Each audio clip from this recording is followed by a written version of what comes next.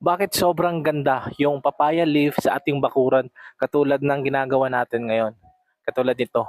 Kasi sobrang daming benefits ng papaya leaf, guys. Ito yung ginagamit ng unang mga ninuno natin nung hindi pa uso yung mga hospital dati.